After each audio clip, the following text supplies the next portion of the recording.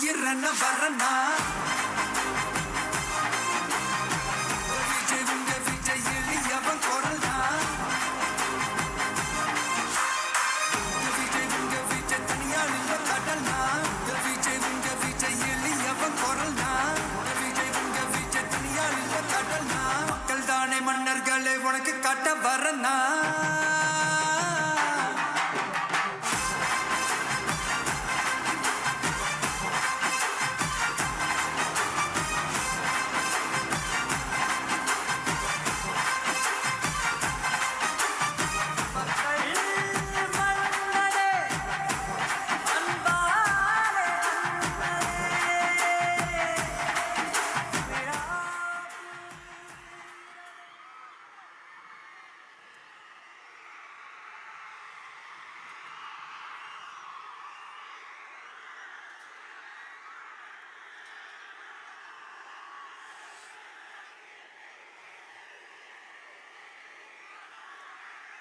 என் நெஞ்சில் குடியிருக்கும்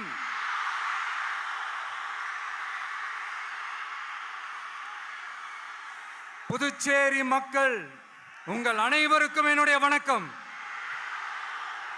வணக்கம் வணக்கம்.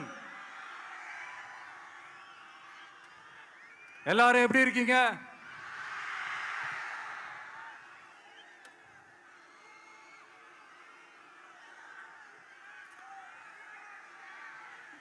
இந்த ஒன்றிய அரசுக்கு தான்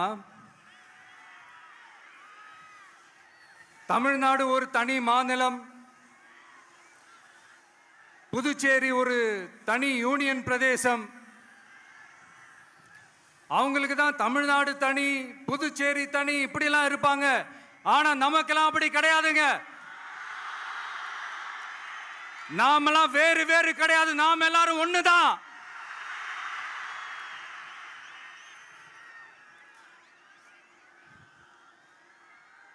தமிழ்நாடும் புதுச்சேரியும் தனித்தனியாக இருந்தாலும் நாம் எல்லாரும் ஒண்ணுதான். நாம் எல்லாரும் சொந்தம் தான்.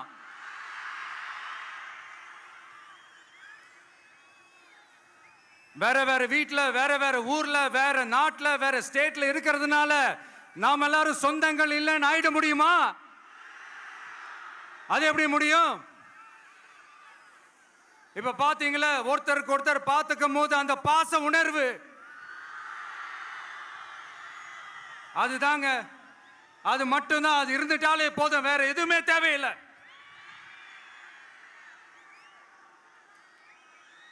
அதனால தமிழ்நாடு, புதுச்சேரி, கேரளா, கர்நாடகா, ஆந்திரா மட்டும் இல்ல, உலகத்துல எந்த மூலையில நம்ம வகைரா இருந்தாலும் அவங்க எல்லாருமே நம்மளோட உயிர் தான். அவங்க எல்லாருமே நம்மளோட உறவு தான்.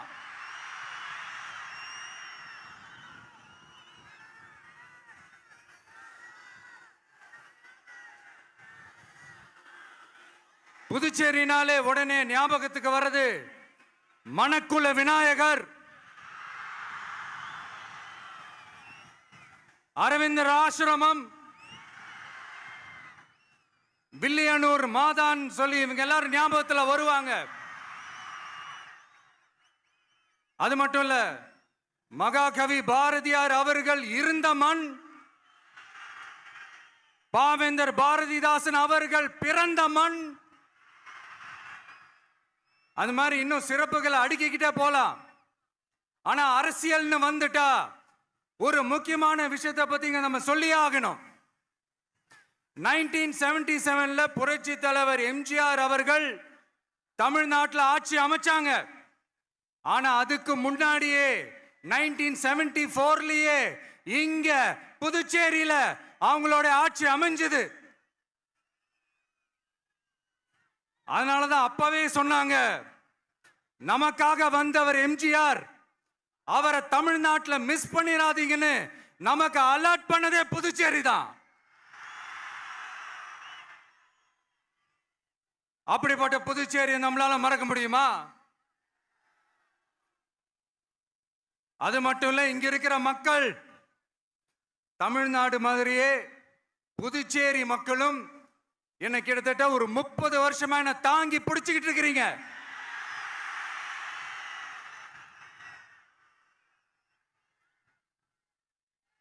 அதனால இந்த விஜய் தமிழ்நாட்டுக்கு மட்டும்தான் குரல் கொடுப்பான்னு நினைக்காதீங்க.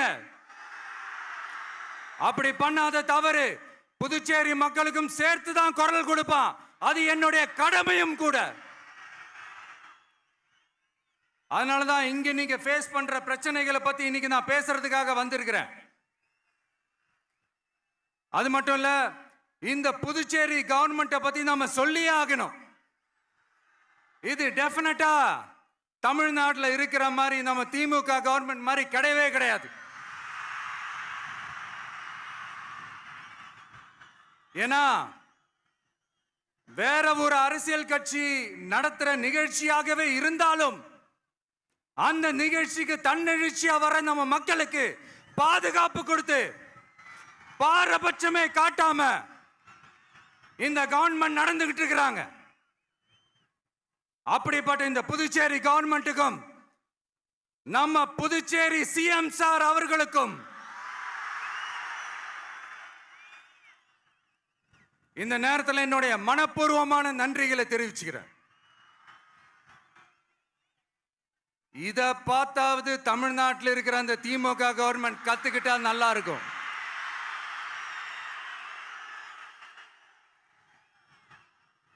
ஆனா அவங்க கத்துக்க மாட்டாங்க. பரவாயில்ல, வரப்போற எலெக்ஷன்ல 100% கத்துக்குவாங்க. அத நம்ம மக்கள் பார்த்துக்குவாங்க.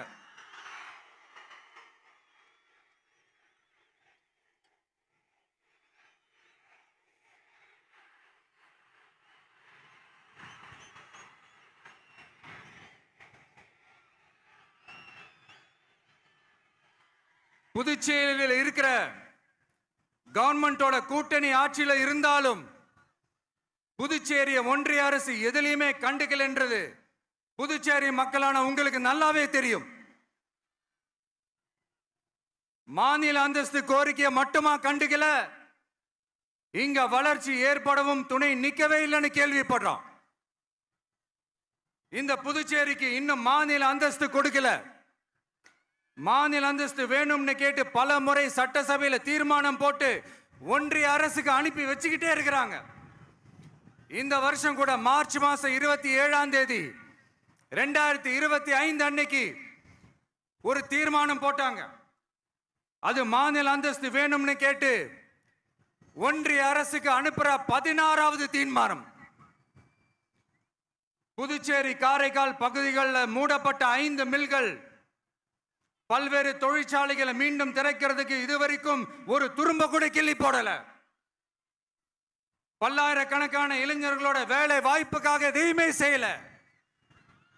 இங்க ஒரு ஐடி கம்பெனி உருவாகணும்ன்றது எண்ணமே இல்லை. அதை பத்தி யார் பேசினாலும் அது அவங்க காதல விழவே விழல. இங்க ஒரு அமைச்சரை ஊழல் குற்றச்சாட்டுல பதவி விட்டு நீக்கப்பட்டு அந்த இடத்துக்கு இன்னொருத்தரை நியமிச்சு 200 நாள் ஆச்சு. இன்னும் அவருக்கு ஒரு இலாக்காவே தரல. இந்த செயல் சிறுபான்மை மக்களை அவமானப்படுத்துறதுன்னு அந்த மக்களே சொல்றாங்க. புதுச்சேரியோட முக்கிய அங்கமாக இருக்கிற காரைக்கால், மாகே, ஏனாம் பகுதிகளில் எல்லாம் முன்னேற்றமே இல்லைன்னு அந்த பகுதி மக்கள் சொல்லிக்கிட்டே இருக்கிறாங்க.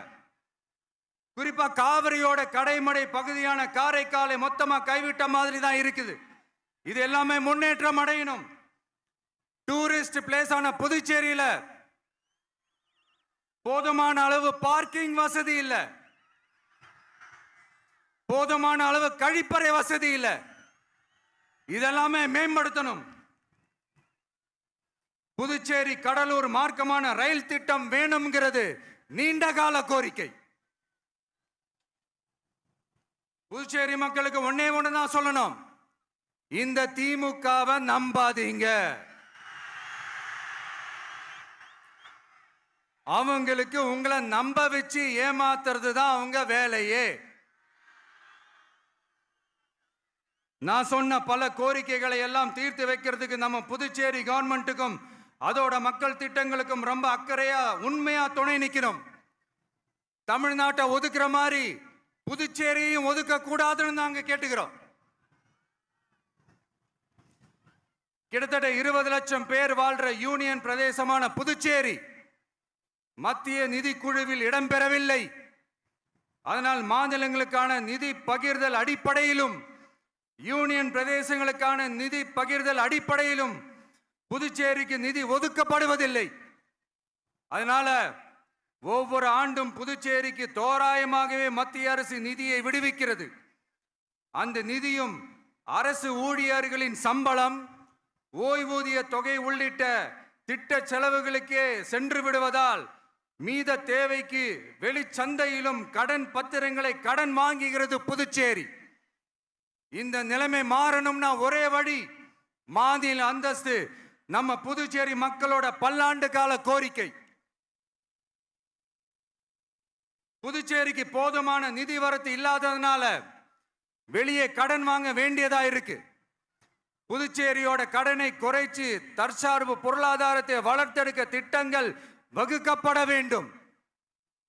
மாநில அந்தஸ்து வாங்கினா மட்டும் போதாது இல்லையா, தொழில் வளர்ச்சியும் தேவையாச்சே. புதுச்சேரி தென்னிந்தியாவின் முன்னணி இண்டஸ்ட்ரியல் ஹப்பாக மாற்ற எல்லா முயற்சிகளும் எடுக்க வேண்டும். இந்திய அளவில் ரேஷன் கடைகளே இல்லாத மாநிலம் புதுச்சேரி தான். ஏழை எளிய மக்களுக்கு வாழ்வாதாரமே ரேஷன் கடைகள் தான். மற்ற மாநிலங்கள்ல இருக்கிற மாதிரி இங்கேயும் அரிசி, சர்க்கரை, பருப்பு, கோதுமை, எண்ணெய்னு அனைத்து பொருட்களும் வழங்கும் முறை சீராக்கப்பட வேண்டும். கடைசியா மீன் பிடிக்க செல்லும் காரைக்கால் மீனவர்களை அடிக்கடி கைது செய்யும் இலங்கை கடற்படை அவர்களின் படகுகளையும் பறிமுதல் செய்து விடுகிறது. அதனால் நீண்ட போராட்டங்களுக்கு பிறகு அவர்கள் விடுவிக்கப்பட்டாலும் படகுகள் கிடைக்காததால் படு மோசமான நிலைக்கு தள்ளப்படுகின்றனர். இந்த நிலை மாற வேண்டும். நான் மறுபடியும் சொல்றேன், இந்த விஜய் புதுச்சேரி மக்களுக்காகவும் எப்பவும் துணை நிற்பான். வரப்போற புதுச்சேரி தேர்தல் களத்துல நம்மளுடைய தமிழக வெற்றி கழகத்தின் கொடி பட்டொளி வீசி பறக்கும். கான்பிடண்டா இருங்க, நல்லதே நடக்கும், வெற்றி நிச்சயம். மீண்டும் சந்திக்கும் வரை நன்றி, வணக்கம். மக்கள் எங்க உரிமை காவல்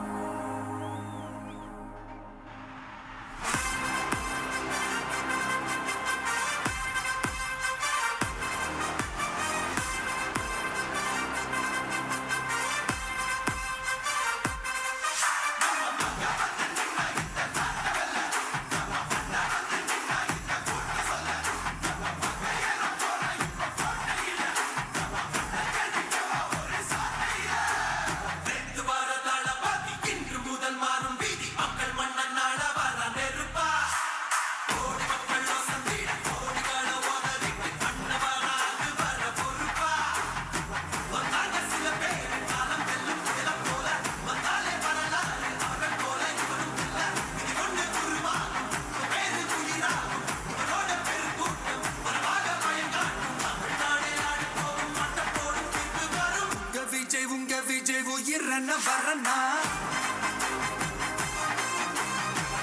விஜய் உங்க விஜய் எளியவன் குரல்னா, விஜய் உங்க விஜய் தனியா நின்ற கடல்னா, விஜய் உங்க விஜய் எளியவன் குரல்னா, விஜய் உங்க விஜய் தனியா நின்ற கடல்னா, மக்கள் தானே மன்னர்களை உனக்கு காட்ட வரனா.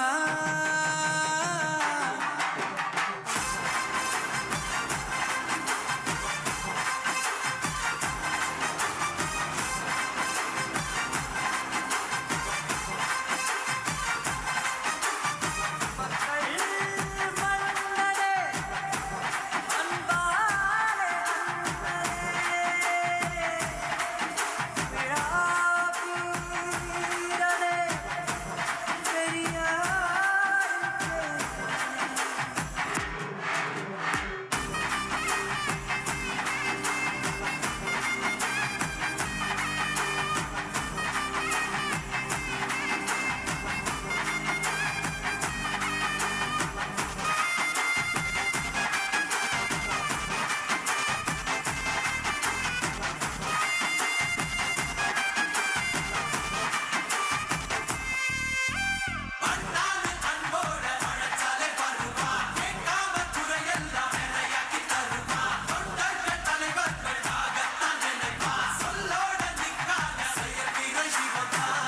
சாதி என்னும் சாக்கடை இங்க மாறி கிடக்குது புள்ள.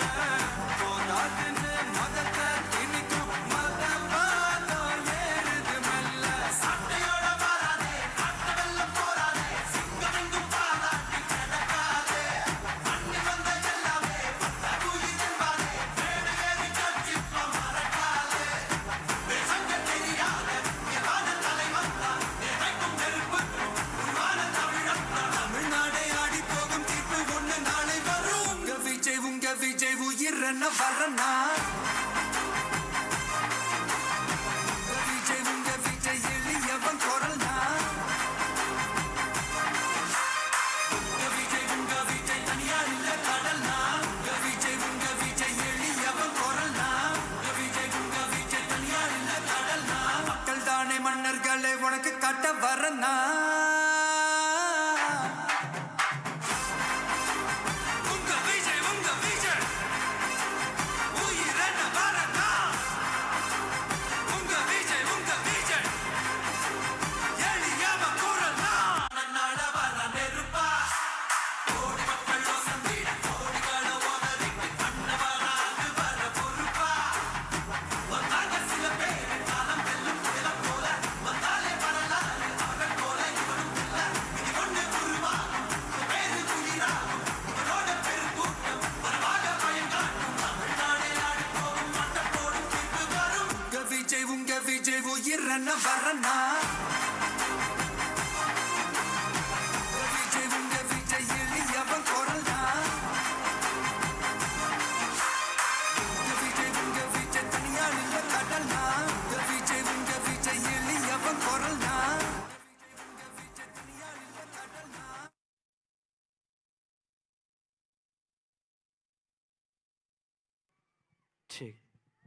அனைவரும் அமைதியான முறையில் பின்பக்கமாக ஒவ்வொரு பாடாக, அதாவது ஒவ்வொரு பாக்ஸில் இருக்கக்கூடிய மக்களும் அமைதியான முறையில் கலைந்து செல்லும்படி கேட்டுக்கொள்கிறோம். காவல்துறைக்கு